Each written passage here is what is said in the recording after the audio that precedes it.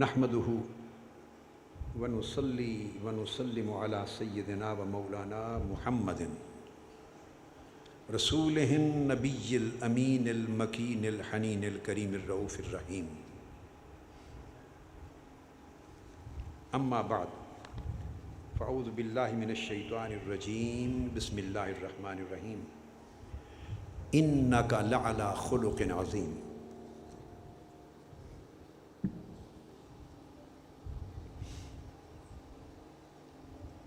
معزز مشائخ علماء کرام، معتکفین و معتکفات اور دنیا بھر کے سامعین و سامعات اور ناظرین و ناظرات، ہمارا موضوع تسلسل سے اس عشرہ رمضان المبارک میں اخلاق حسنہ رہا. میں نے آپ کو سمجھایا کہ اخلاق حسنہ یعنی خوبصورت اخلاق، خوبصورت برتاؤ، خوبصورت دل، خوبصورت زبان، نرم اور کھلا ہوا چہرہ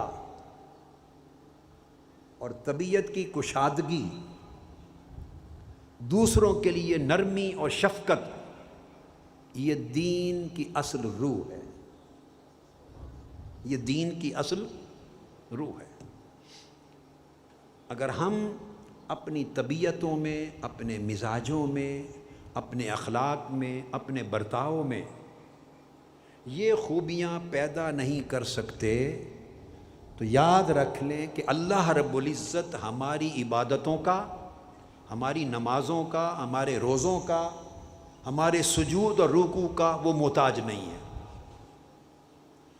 ہمارے سجدوں سے، روزوں سے، نمازوں سے نہ اس کی کبریائی میں اضافہ ہوتا ہے، اور اگر ساری روئے زمین پہ بسنے والے لوگ عبادت کرنا، طاعت کرنا، نماز پڑھنا، روزہ رکھنا چھوڑ دیں تو اللہ رب العزت کی شان کبریائی میں نہ کوئی کمی واقع ہوتی. وہ بے نیاز ہے. اس نے ہمیں یہ احکام اس لیے دیے ہیں کہ طاعت کے اور عبادت کے طریق سے ہمارے اخلاق سنور جائیں، ہمارا من سنور جائے، ہمارے دل نرم ہو جائیں، ہمارے چہروں پر نرمی اور کشادگی آ جائے، دوسروں کے لیے ہمارے دل کھل جائیں، اللہ کی مخلوق کے لیے ہمارے دلوں میں شفقت، محبت آ جائے، دلوں میں سخاوت آ جائے، ہمارے نفس جو ہیں ان سے کدورت دور ہو جائے. اگر یہ خوبیاں پیدا نہیں ہوتی تو طاعات اور عبادات بیکار ہیں.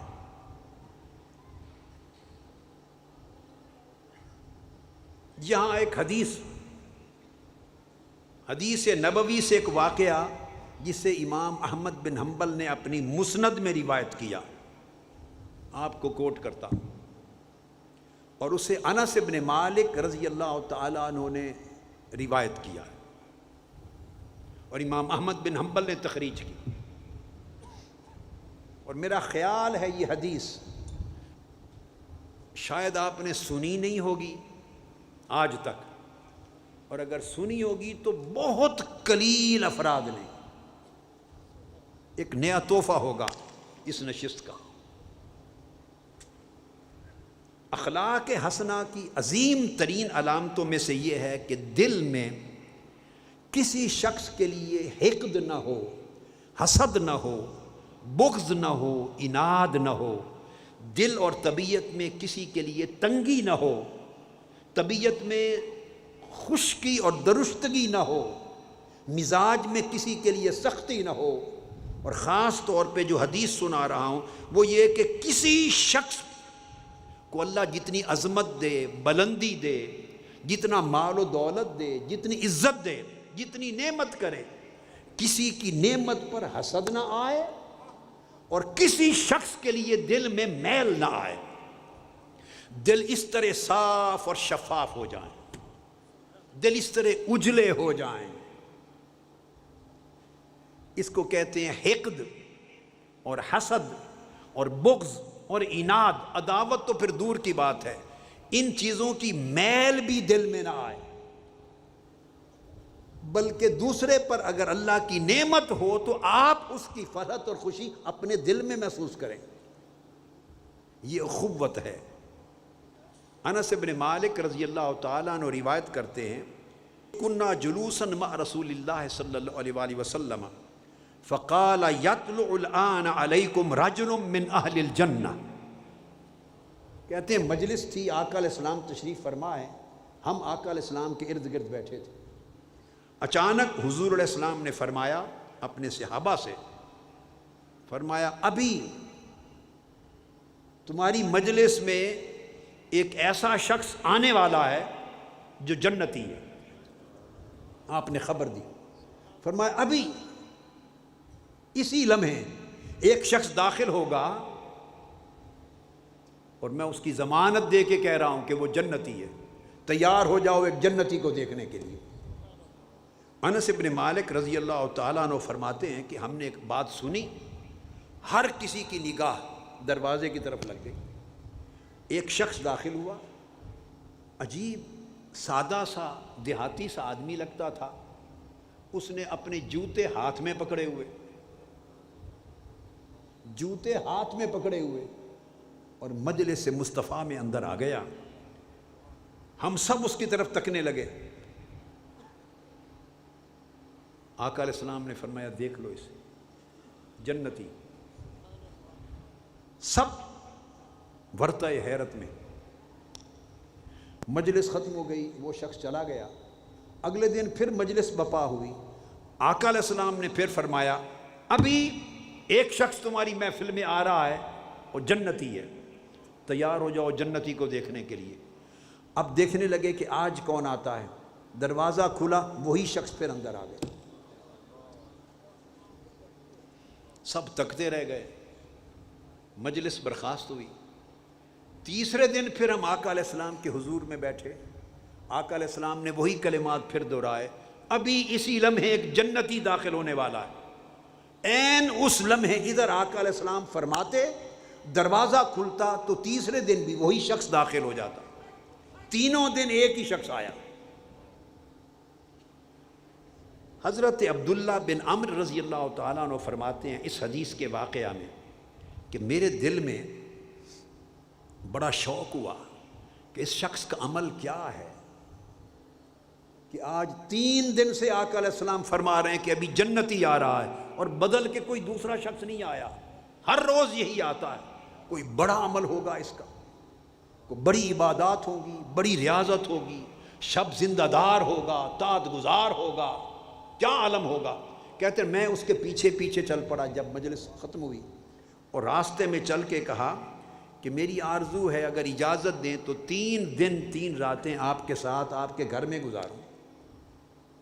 انہوں نے چاہا کہ میں اس کے معمولات دیکھوں کہ وہ کون سا عمل ہے جس نے اسے جنت کی ضمانت دے دی، اور زبان مصطفیٰ سے، اور ایک بار نہیں تیسرے دن سے اعلان ہو رہا ہے۔ اس نے کہا مجھے کوئی اعتراض نہیں، آ جاؤ۔ اس نے گھر ٹھہرا لیا۔ 3 دن عبداللہ بن عمرو رضی اللہ تعالیٰ عنہ اس کے گھر میں ٹھہرے۔ آپ فرماتے ہیں کہ نماز عشاء پڑھ کے وہ سوتا، جب وہ کروٹ لیتا، آنکھ کھلتی تو کروٹ لیتے ہوئے دائیں یا بائیں تو بس اللہ اکبر کہہ دیتا، سو کے پھر نماز فجر کے لیے اٹھتا اور باقی معمولات شروع کر دیتا۔ پہلی رات بھی دیکھا کہ کوئی 100 نفل پڑھتا ہوگا، کوئی 1000 نفل پڑھتا ہوگا، کوئی 500 نفل پڑھتا ہوگا، کوئی بیٹھ کے تسبیح کرتا ہوگا۔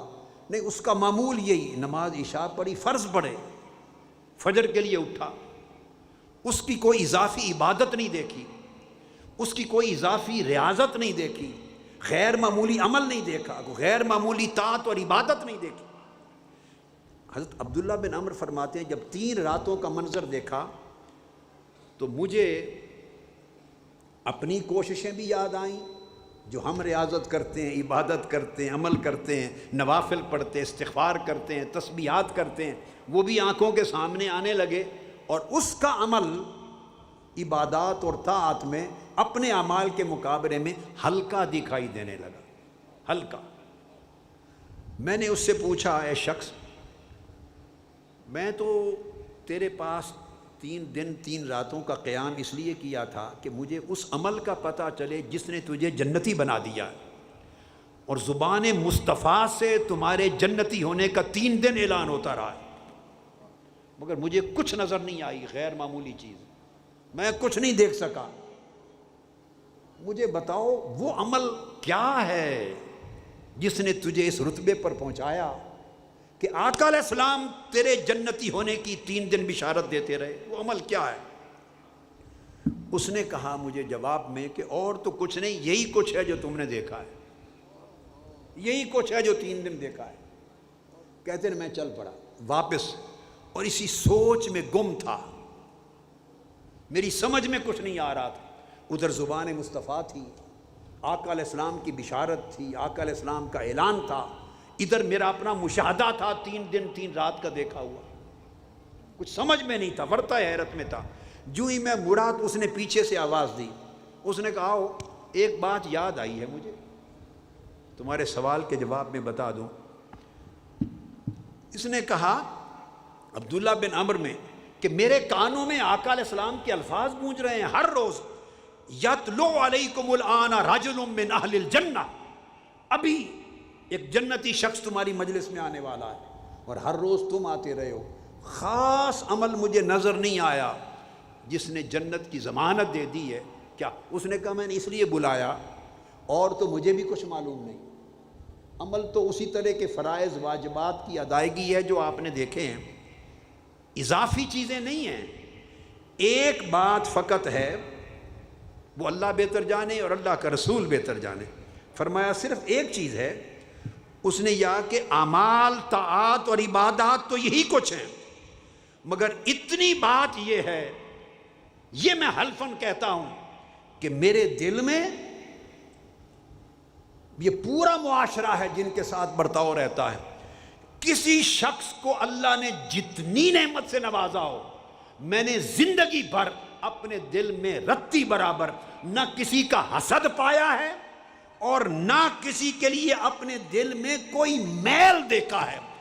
دل اتنا صاف ہے کہ کسی کے لیے میل ہی نہیں دل میں، بس اس ایک ایکسٹرا اضافی بات کے سوا اور مجھے بھی کچھ معلوم نہیں۔ وہ کہتے ہیں مجھے سمجھ آ گئی، میں نے کہا اللہ کی عزت کی قسم، یہی جو دل کی صفائی ہے اس نے تجھے زبان مصطفیٰ سے جنت کی بشارت دے دی۔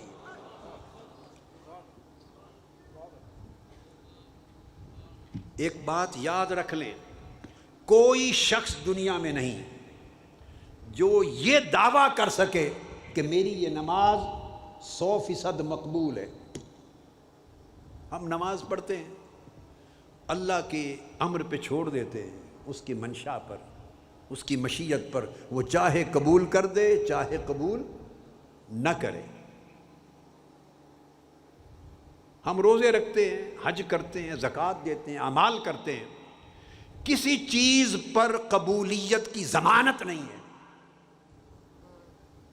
الا یہ کہ دل صاف ہو جائیں، دل صاف ہو جائیں۔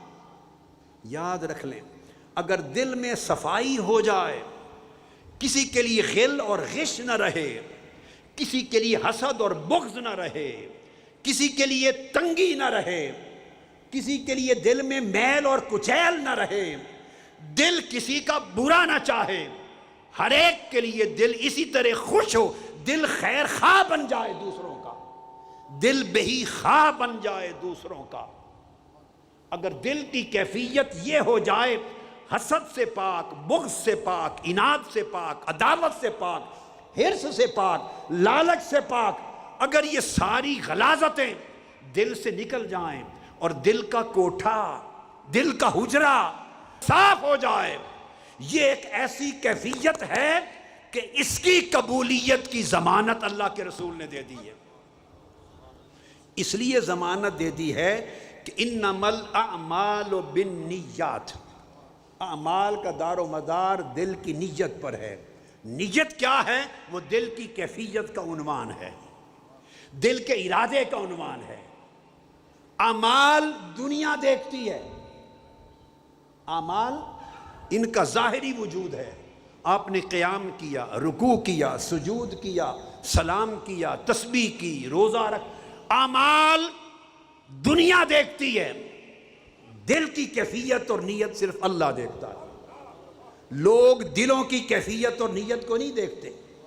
اگر دلوں کی کیفیت ایسی ہو جائے کہ اس میں نہ اللہ کے سوا کوئی طلب اور حرص رہے اور اللہ کی کسی مخلوق کے لیے نہ کوئی غش غل اور کوئی حقد اور حسد رہے، اگر دل اتنے سخی ہو جائیں، نفس اور طبیعت اتنی سخی ہو جائیں، تو رب کائنات کو نفس اور دل کی سخاوت اور اس کی صفائی اتنی پسند ہے کہ فرمایا اگر پھر دلوں کی سخاوت نصیب ہو جائے اور بندہ گناہگار بھی ہو تو رب اسے اپنے قریب کر لیتا ہے، اور اگر دلوں میں بخل اور حقد اور حسد ہے، بندہ عبادت گزار بھی ہے تو اللہ اسے اپنے آپ سے دور کر دیتا ہے، اپنے آپ سے اللہ اس کو دور کر دیتا۔ یہ وہ کیفیت ہے دل کی کہ جس کی صفائی پر اللہ رب العزت تھوڑے عمل کو کثیر اجر میں بدل دیتا ہے۔ اور اگر دلوں کا حال خراب ہو، انسان کے اندر دلوں میں اس کے نفس میں تنگی ہے، نفس میں بخل ہے، غیظ ہے، غضب ہے، نفرت ہے لوگوں کے لیے، کدورت ہے لوگوں کے لیے، اور دنیا کا حرص ہے، دنیا کا لالچ ہے، دوسرے کا حقد ہے، حسد ہے، دوسرے اس کو باتیں نہیں ہیں، دوسرے لوگ اللہ کسی پر نعمت کر دے تو یہ اندر ہی اندر جل جاتا ہے۔ اگر دل کا حال ایسا ہے تو یاد رکھ لیں سجدے اس کے دل کے حال کو بدل نہیں سکتے، عبادتیں اسے اللہ کا مقرب نہیں بنا سکتی، مگر حال یہ ہو جائے دل کی سخاوت تو بندہ اللہ کا مقرب ہو جاتا ہے۔ یہ ایک طبیعت کی سخاوت ہے جو میں بات سمجھا رہا ہوں، یہ طبیعت کی سخاوت ہے، یعنی نفس اور دل گوارا ہی نہیں کرتا۔ اگر کسی دل میں اللہ بس جائے، دل کی لو اللہ کے ساتھ لگ جائے اور دل خالصتاً اللہ کے ساتھ جڑ جائے، اب وہ شخص کیسے گوارا کرے گا کہ اس میں کوئی پلیدی آ جائے؟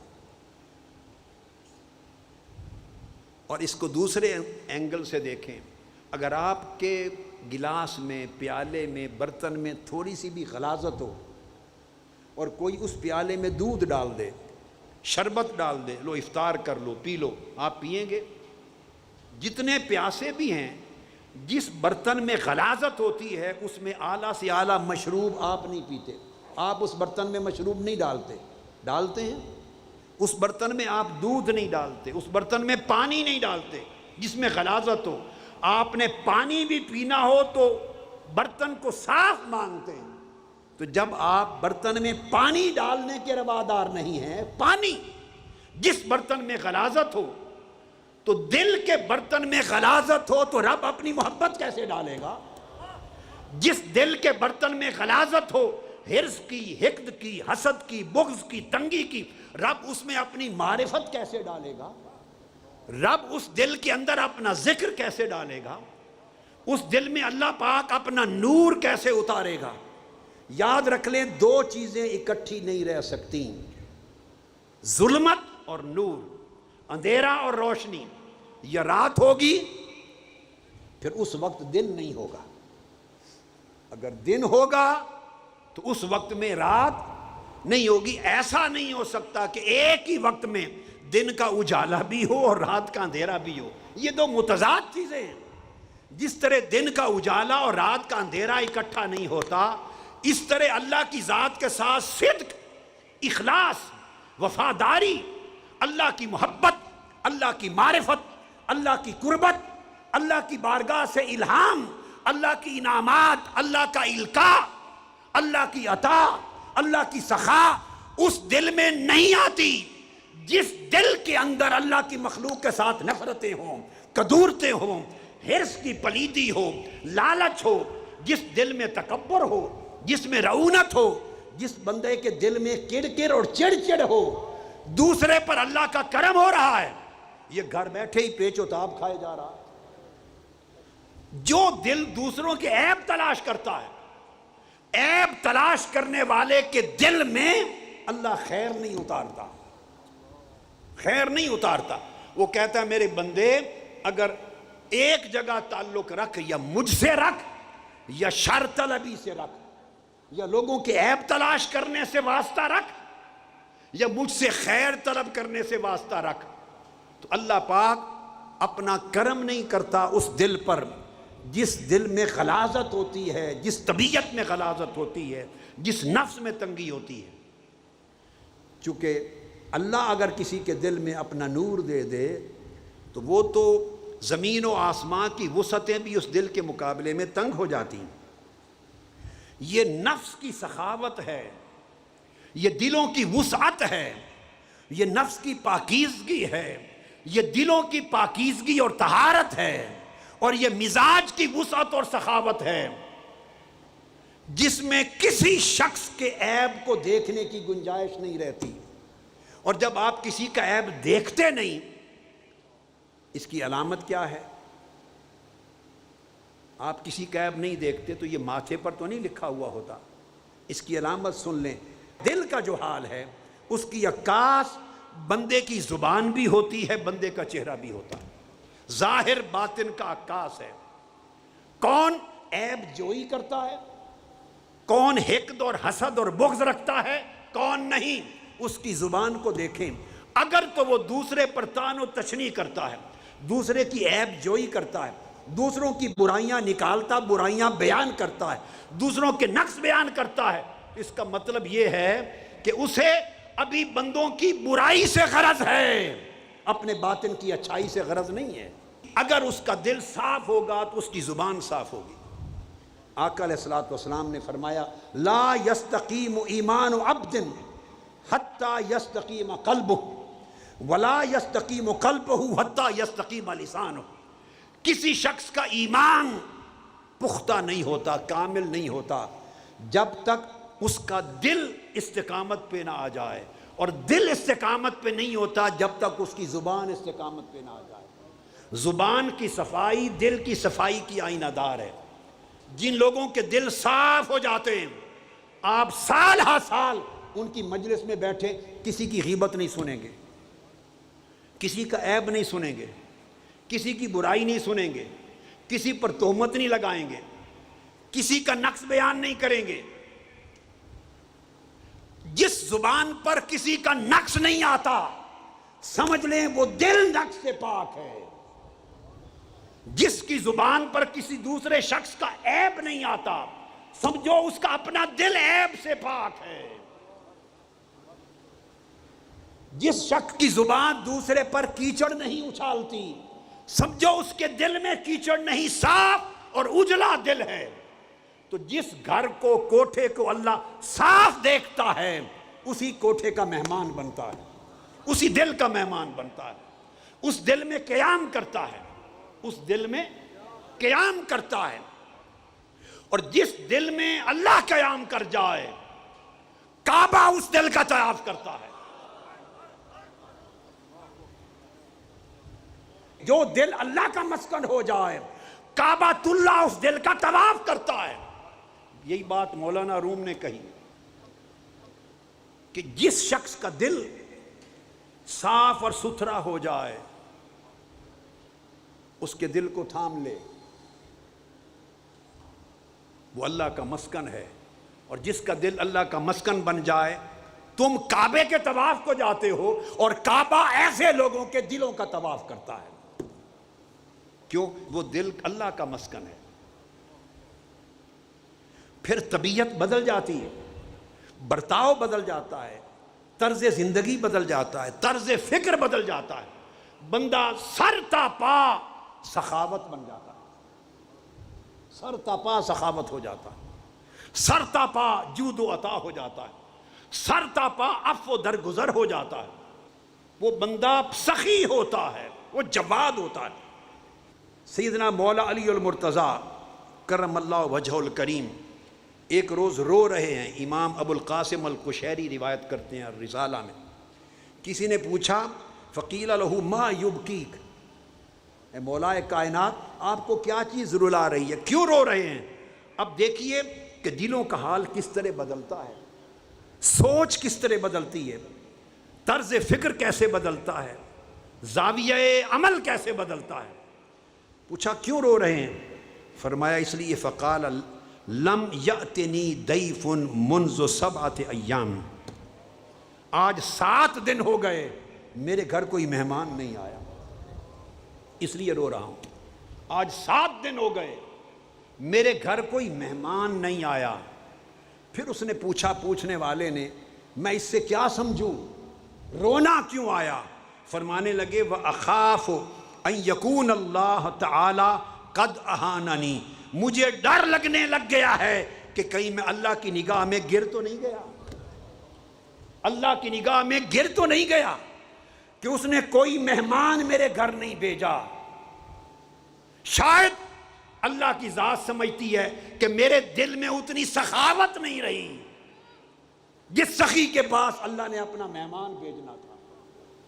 سیدنا فاروق اعظم رضی اللہ تعالیٰ عنہ فرماتے ہیں کہ صحبت رسول نے اور تربیت رسول نے ہمارے دلوں کا حال اس طرح بدل دیا تھا، ہماری زندگی کا طرز، ہماری سوچیں، ہمارے معاملات، ایک دوسرے کے ساتھ برتاؤ اتنے بدل دیے تھے کہ سیدنا فاروق اعظم رضی اللہ تعالیٰ عنہ فرماتے ہیں کہ اگر کسی ایک شخص کے گھر کبھی کوئی بکری ذبح کرتا اور اس کا بکری کا گوشت یا بکری کا سر کسی کے گھر تحفہ بھیجتا تو ہر طرف غربت تھی، فاقہ تھا، وہ گھر والا پڑوسی کو، اگلے گھر کو وہ تحفہ بھیج دیتا، خود بھوکا رہتا۔ وہ فقر اور فاقے میں مبتلا گھر والے اس تحفے کو اگلے گھر میں بھیج دیتے۔ یہ امام غزالی نے احیاء علوم الدین میں سیدنا فاروق اعظم سے روایت کیا۔ وہ اس گھر پہنچتا تو اگلے گھر بھیج دیتے، حتیٰ کہ 7 گھروں کا چکر لگا کر کسی کو خبر نہیں ہوتی تھی کہ چلا کہاں سے ہے، وہی بکری کا سر پہلے گھر میں واپس آ جاتا۔ یعنی لوگ سخی اتنے ہو گئے تھے کہ بھوک اور فاقہ بھی ان کی طبیعت کو فقیر نہیں بناتا تھا۔ ہائے ہائے، فقر اور فاقہ انتہا درجے کا بھی ہوتا مگر طبیعتیں غنی رہتی تھی، کئی دنوں کا فاقہ بھی ہوتا مگر طبیعتیں سیراب رہتی تھی، کھانے کو کچھ نہ ہوتا تب بھی ان کے مزاج غنی رہتے تھے۔ کیوں غنی رہتے تھے؟ کہ ان کا توکل اسباب دنیا پہ نہ تھا، غنی اس لیے تھے کہ ان کے دلوں میں رب بستا تھا۔ جس دل میں رب بستا ہے اس جیسا کوئی غنی نہیں کائنات میں، چونکہ رب ساری کائنات کو غنی کرنے والا جب خود کسی کے دل میں آ جائے، اس دل کے اندر فقر کیسا، اس دل میں محتاجی کیسی۔ حر بن کثیر الکندی روایت کرتے ہیں، یعنی طبیعتوں میں یہ سخاوت آ گئی تھی۔ کہتے ہیں کہ میں نماز پڑھ کے نکلا امام حسین علیہ السلام کے ساتھ مسجد سے، اور آپ کے ساتھ ساتھ چل پڑا، اور چلتے چلتے آپ کا گھر آ گیا بنی تمیم میں۔ جب میں آپ کے دروازے تک پہنچا تو آپ نے دیکھا کہ یہ بندہ چلتا ہوا میرے گھر آ گیا، تو میں مڑنے لگا واپس تو آپ نے مجھے پکڑ لیا، امام علی مقام علیہ السلام۔ فرمایا واپس نہ جاؤ۔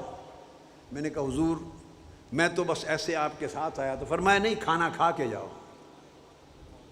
اندر لے گئے مجھے، فرمایا کھانا منگوایا، مجھے کھانا کھلایا، اس کے بعد خوشبو منگوائی، مجھے دی خوشبو لگا لو، میں نے خوشبو لگا لی۔ پھر اس کے بعد اپنا مسلح اٹھایا، اس کے نیچے سے تھیلا نکالا، مجھے دیا، لے جاؤ اس سے ضرورتیں پوری کرنا۔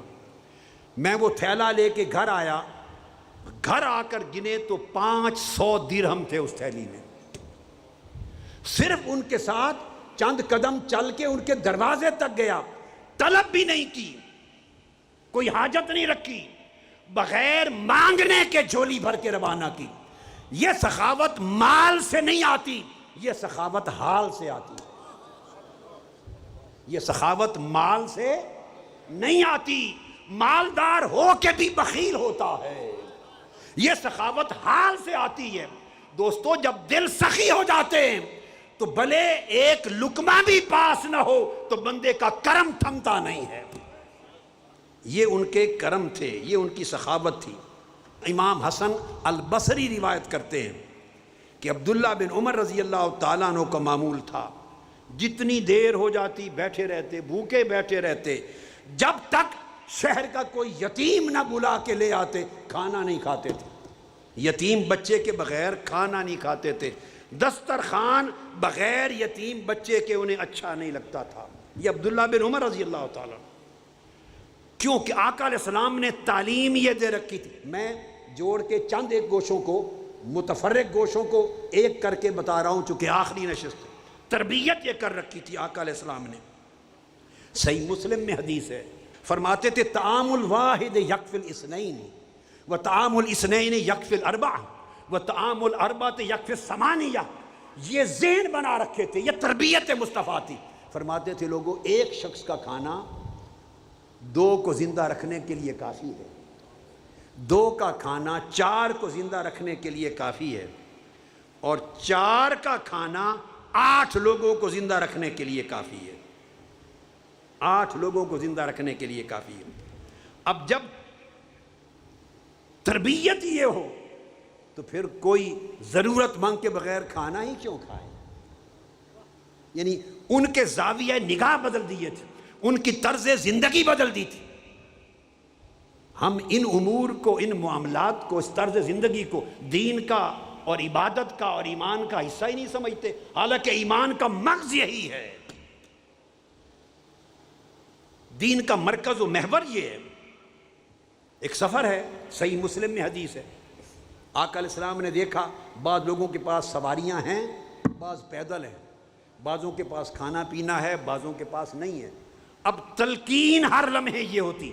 آقا علیہ السلام نے فرمایا من کان عنده فضل زاد فلیعد بہ علی من لا زاد لہ ومن کان عنده فضل ظہر فلیعد بہ علی من لا ظہر لہ وذکر من اصناف المال ما ذکر حتی ظننا انہ لا حق لأحد منا فی الفضل۔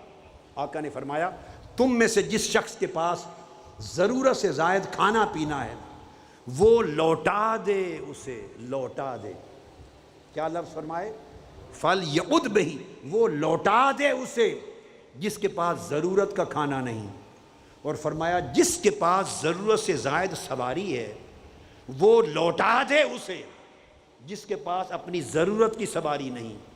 یعنی یہ ہے ذہن سازی، یہ ہے تربیت، یہ ہے دینداری۔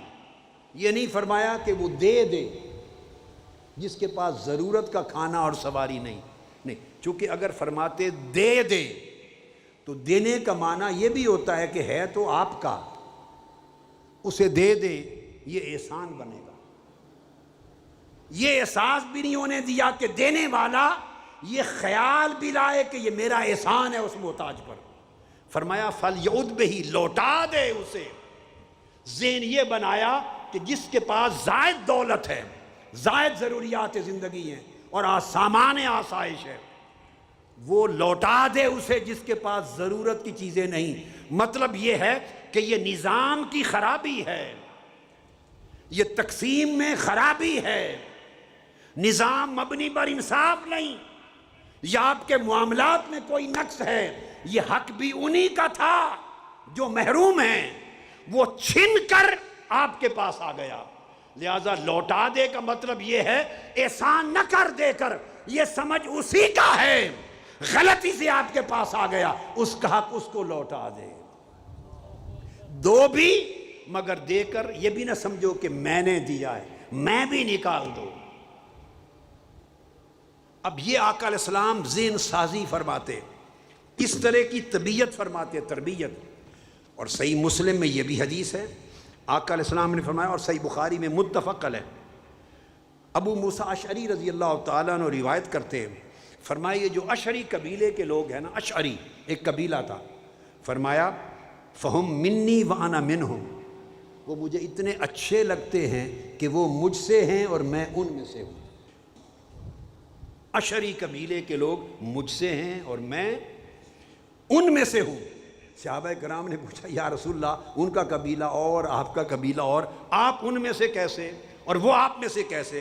فرمایا ایک عمل کے باعث، اور وہ فرمایا قل طعام عیالہم بالمدینہ جمعوا ما کان فی صوب واحد ثم اقتسموا بینہم فی اناء واحد بالسویہ۔ فرمایا ان کے ایک عمل نے انہیں میرے اتنے قریب کر دیا ہے کہ میں محسوس کرتا ہوں وہ مجھ سے ہیں، میں ان سے ہوں۔ وہ عمل کیا ہے؟ فرمایا جب ان کے قبیلے میں کسی شخص کے پاس کھانا پینا ضروریات زندگی ختم ہو جاتی ہیں، وہ سارے قبیلے والے اپنا سارا کچھ ایک کپڑے میں اکٹھا کر لیتے ہیں، ہر گھر والا لے آتا ہے، ایک کپڑے میں اکٹھا کر کے ایک برتن لے لیتے ہیں اور برابری کے ساتھ ساروں میں تقسیم کر دیتے ہیں۔ جس کے پاس ہوتا ہے وہ انہیں بانٹ دیتے ہیں برابری کے ساتھ، جن کے پاس نہیں ہوتا۔ ان کا یہ سخاوت نفس کا عمل، باہمی تعامن کا عمل اور نفس اور دل کی سخاوت کا عمل، اس نے انہیں میرے اتنا قریب کر دیا ہے کہ محسوس کرتا ہوں وہ مجھ سے ہیں اور میں ان سے ہوں۔ یہ کیفیت دلوں کے حال سے نصیب ہوتی ہے، سخاوت نفس اور سلامتی صدر سے اور دلوں کی صفائی سے نصیب ہوتی ہے۔ آقا علیہ السلام نے فرمایا، سہل بن حنیف روایت کرتے ہیں، صحیح مسلم، ابو داؤد اور ترمذی نسائی میں حدیث صحیح ہے، یعنی میں نے آپ کو بتایا کہ عمل ہوتے ہیں، انسان کرتا ہے، مگر دلوں کی صفائی نہ ہونے کی وجہ سے عمل رد کر دیے جاتے ہیں۔ اور کچھ وہ لوگ ہوتے ہیں کہ وہ عمل کیا نہیں ہوتا، مگر دلوں کی صفائی کی وجہ سے وہ عمل قبول ہو جاتا ہے، بغیر کیے عمل کا درجہ مل جاتا ہے۔ یہ حدیث اور ایک واقعہ سنا کے گفتگو ختم کر رہا ہوں، بڑی اہم ہے، لب لباب ہے۔ آقا علیہ السلام پلٹے، ایک جہاد سے غزوہ سے پلٹے تو صحابہ کرام کو رستے میں روکا اور آپ نے فرمایا کئی لوگ ایسے ہیں ہمارے ساتھی جو مدینہ میں رہ گئے، ہمارے ساتھ جہاد کے لیے نہیں جا سکے، وہ گھر بستروں پر پڑے ہیں، مگر اللہ نے انہیں بھی شہید بنا دیا ہے، ان کو شہادت کے درجے مل گئے۔ صحابہ کرام نے پوچھا یا رسول اللہ وہ گھروں سے نکلے ہی نہیں، ہمارے ساتھ غزوہ اور جہاد پر آئے ہی نہیں، اور آپ فرما رہے ہیں گھروں میں بستر پر پڑے اور لیٹے لیٹے شہید کا درجہ پا گیا، شہداء ہو گئے، کیسے ہوا؟ فرمایا ان کے دلوں کے حال نے انہیں شہداء کے درجے پر پہنچا دیا۔ ان کے دلوں میں نیت تھی، اخلاص تھا، طلب تھی، دل میں صفائی تھی، چاہتے تھے کہ وہ شہادت پائیں، مگر کسی جائز عذر، مجبوری، بیماری نے ان کو روک رکھا۔ رب کائنات نے ان کے عذر کو نہیں دیکھا، ان کے دلوں کے حال کو دیکھا اور گھروں سے نکلے بغیر انہیں شہداء کا درجہ عطا کر دیا۔ اور حدیث پاک ہے، سہل بن حنیف کی روایت، آقا علیہ السلام نے فرمایا من سأل اللہ الشہادۃ بصدق، جو شخص دل کی صفائی کے ساتھ اور دل کی سچائی کے ساتھ، ہم سچائی سے محروم ہیں، ہماری زبان میں بھی جھوٹ، ہمارے دلوں میں بھی جھوٹ، جو شخص زبان سے کچھ کہتا ہے اور اندر سے وہ نہیں، یہ سب سے بڑا جھوٹا، یہ ریاکاری ہے۔ آقا نے فرمایا وہ سچے دل سے شہادت چاہتے تھے، کسی عذر اور مجبوری کی وجہ سے آ نہیں سکے، فرمایا بلغہ اللہ منازل الشہداء وان مات علی فراشہ، ان کی موت گھر میں بستر پر ہی کیوں نہ آ جائے، اللہ پاک ان کا نام شہداء میں لکھتا ہے۔ یہ حدیث صحیح ہے، صحاح ستہ کی، صحیح مسلم، ابو داؤد، ترمذی، نسائی، ابن ماجہ کی، وہ شہداء۔ اور آقا علیہ السلام نے فرمایا اے لوگوں، میری امت میں تھوڑے لوگ وہ ہیں جنہیں شہادت کا رتبہ میدان جنگ میں ملتا ہے، گولی یا تلوار سے ان کی جان جاتی ہے تو وہ شہید بنتے ہیں، ایسے لوگ تھوڑے ہیں۔ فرمایا زیادہ ایسے شہید ہیں جن کی موت بستر پر آتی ہے مگر دلوں کا حال انہیں رتبہ شہداء پہ پہنچا دیتا۔ میں نے عرض کیا ڈھیروں عمل کر کے نیت صاف نہیں، دل کی کیفیت صاف نہیں، دل میں صدق نہیں ہے اور صفا نہیں ہے، ڈھیروں عمل رد کر دیے جاتے ہیں۔ اور ایک طرف یہ ہے کہ حضرت شقیق بلخی حج پہ جانے لگے، تیاری ہو گئی، قافلہ تیار ہو گیا، ہر طرف بلخ افغانستان کا شہر، لوگوں کو خبر ہوگی کہ حضرت شقیق بھی جا رہے ہیں، بڑے لوگ تیار ہو گئے کہ شقیق بلخی کی معیت میں سنگت میں حج کریں گے۔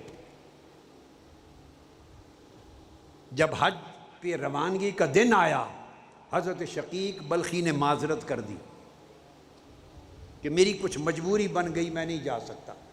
تانا زنی ہونے لگی، چے میں گوئیاں ہونے لگی، طرح طرح کی باتیں، جتنے منہ اتنی باتیں ہونے لگی۔ کسی نے کہا کوئی سودا خرید لیا ہوگا، کسی نے کہا کاروبار میں پیسے انویسٹ کر دیے ہوں گے، کسی نے کچھ کہا، کسی نے کچھ کہا، کسی نے کہا توفیق نہیں ہے، اللہ کا گھر تو اللہ بلاوا دے تو بندہ جاتا ہے، اللہ نے بلایا ہی نہیں۔ طرح طرح کی باتیں ہونے لگیں۔ حضرت شقیق بلخی تک ہر بات پہنچتی مسکرا دیتے، ہر بات پہنچتی مسکرا دیتے۔ حجاج مکہ پہنچ گئے، حج ہو گیا۔ انہی میں سے ایک ولی اللہ جو اس قافلے میں گیا تھا، وہ رات کو خواب دیکھتا ہے، عرفات میں خواب دیکھتا ہے۔ خواب میں ملائکہ بیٹھے ہیں، ان کی مجلس ہے، اور ملائکہ سے کوئی پوچھتا ہے، گفتگو ہوتی ہے کہ اس سال کتنوں کا حج قبول ہوا اور کتنوں کا نہیں۔ ملائکہ جواب دیتے ہیں کہ اس سال اللہ رب العزت نے سب کا حج قبول کر لیا، کسی کا حج رد نہیں ہوا، سب کے حج قبول ہو گئے۔ سائل پوچھتا ہے ملائکہ سے، یہ کیسے ہوا؟ سب کے حج قبول ہو گئے۔ انہوں نے کہا شقیق بلخی کے حج کے صدقے۔ فرشتوں نے جواب دیا شقیق بلخی کے حج کے صدقے سب کے حج قبول ہو گئے۔ وہ اٹھا، اس نے سمجھا کہ کہیں چپکے سے آ نہ گئے ہوں، پھر خبر لی تو پتہ چلا نہیں، وہ تو نہیں آئے۔ حیرت زدہ وہ اللہ کے ولی واپس جب بلخ پہنچے، سیدھا ان کے گھر کہ شقیق بلخی مبارک ہو، ہزاروں لاکھوں لوگوں کا حج آپ کے حج کے صدقے قبول ہو گیا، اور ہمیں علم ہے کہ آپ تو حج پر گئے ہی نہیں، یہ کیسے ہو گیا؟ اب راز بتا دو، کیا ماجرا بنا کہ آپ نہیں گئے؟ انہوں نے کہا میں تیار تھا جس صبح حج پہ جانے کے لیے، تو میں نے ایک خاتون کو دیکھا، ایک جانور مر گیا تھا، اس کو دیکھا کہ چھری لے کے اس کا گوشت کاٹ کے گھر لے گئی، مردار کا گوشت، حرام گوشت۔ میں چھپ چھپ کے اس کے پیچھے ہو لیا، وہ گھر گئی تو اس کو پکانے لگی ہنڈیا میں اپنے بچوں کو کھلانے کے لیے۔ میں نے دروازہ کھول لیا، میں نے پوچھا خاتون یہ کیا کر رہی ہو؟ اس نے کہا آج 7 دن سے میرے بچے چھوٹے چھوٹے سارے گھر والے بھوکے ہیں، ہم فاقے میں ہیں، ہم اب سوائے مر جانے کے اور کوئی راستہ نہ تھا۔ تو ہم نے کہا اللہ معاف کر دے گا، تو میں یہ مردار کا گوشت لا رہی ہوں کہ ہم مریں یا جیئیں بچوں کو تو کچھ مل جائے۔ شقیق بلخی نے اپنے حج کا زاد سفر سارا خرچہ اس خاتون کو دے دیا کہ تو رزق حلال کھا، اللہ نے توفیق دی حج بعد میں کر لوں گا۔ غریب پروری اور دوسرے کے لیے سخاوت کے عمل سے نہ صرف اپنا حج قبول ہوا بلکہ لاکھوں لوگوں کا حج مبرور ہو گیا۔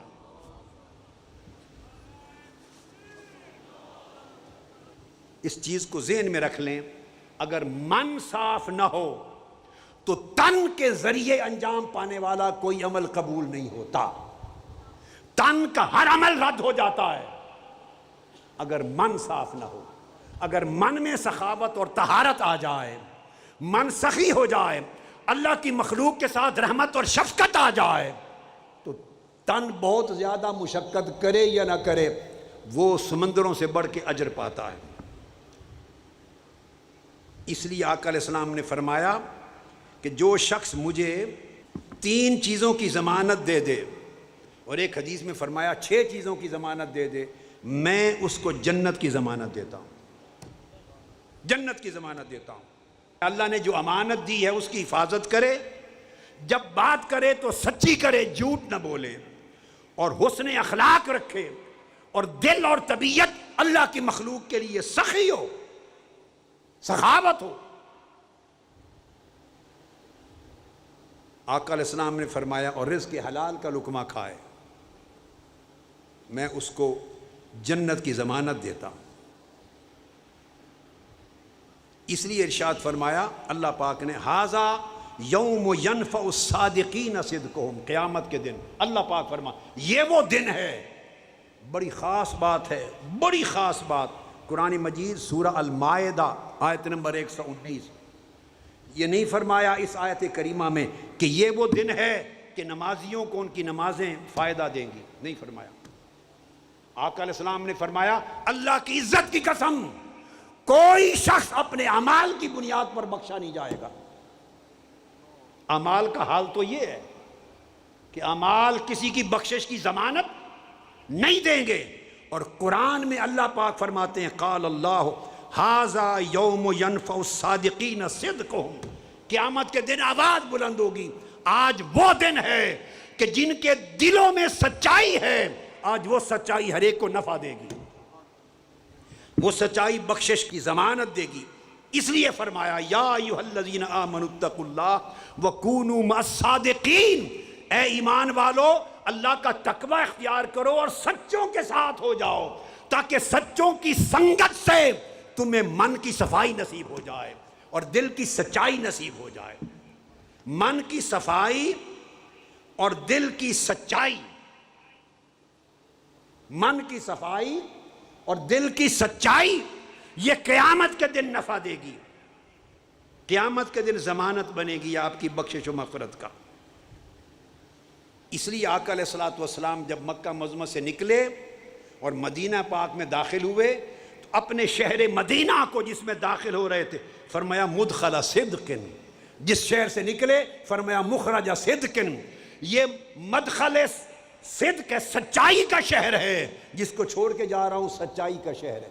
آقا علیہ السلام نے سب سے بڑی زینت سچائی کے نام سے دی، دلوں کی سچائی اور من کی صفائی، نفس کی سخاوت اور سینوں کی سلامتی، اس کو اپنے اخلاق کا اپنی زندگی کا حصہ بنائیں۔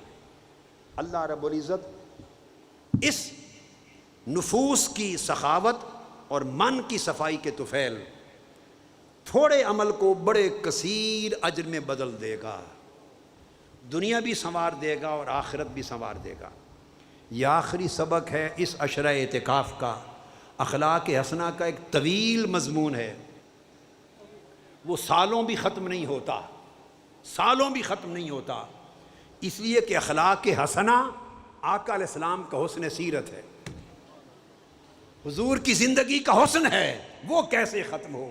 نہ حضور کی انتہا ہے آپ کے کمالات کی، نہ آپ کے خلق کے بیان کی انتہا ہے، مگر جس قدر ہمیں نصیب ہوا، وقت کے دامن نے جس قدر اجازت دی، اس سال کی 9-10 راتوں میں خلق محمدی اور خلق حسن اس کے کچھ ابواب ہم نے کھولے، آپ کے سامنے رکھے۔ میں امید کرتا ہوں کہ آپ اپنی زندگی کو اس حسن اخلاق کے زیور کے ساتھ زینت دیں گے، سنواریں گے، اور ان تعلیمات کا اثر عملاً آپ کی زندگیوں میں ظاہر ہوگا، آپ کی طبیعتوں میں ظاہر ہوگا، آپ کے چہروں پر مسکراہٹ اور کشادگی کی صورت میں ظاہر ہوگا، آپ کے نفوس اور طبیعت کی کشادگی اور سخاوت کی صورت میں ظاہر ہوگا، آپ کی زبان کی سچائی کی صورت میں ظاہر ہوگا، اور آپ کے دلوں کی صفائی کی صورت میں ظاہر ہوگا۔ اللہ رب العزت ہمیں اپنے کرم کی خیرات سے نوازے، استقامت دے، اللہ پاک آپ کا اعتکاف قبول کرے۔ اور میں ہمیشہ دعا کرتا ہوں جیسے آپ کے تن اعتکاف میں رہے، آپ اپنے من بھی اللہ کے اعتکاف میں رکھیں، اور کوشش کریں کہ دل کے برتن اتنے صاف ہوں کہ اللہ اسے اپنا بسیرا بنائے، اپنا گھر بنائے۔ دنیا اور آخرت کی نعمتوں سے اللہ پاک آپ کو مالا مال کرے، آپ خوش رہیں، سلامت رہیں، آباد رہیں۔ آپ کی خدمت کرنے والے، آپ کی معاونت کرنے والے، 10 دن اور راتیں اعتکاف کے انہیں کسی نہ کسی طریق سے آباد کرنے والے سارے آباد بھی رہیں، شاداب بھی رہیں، اور کوئی تپش دھوپ کی آپ کو نہ لگے، اللہ کی رحمت کے ٹھنڈے سائے میں رہیں، اور اس ٹھنڈک کو اللہ کی مخلوق تک پہنچاتے رہیں۔ وما علینا الا البلاغ، والسلام علیکم ورحمۃ اللہ وبرکاتہ۔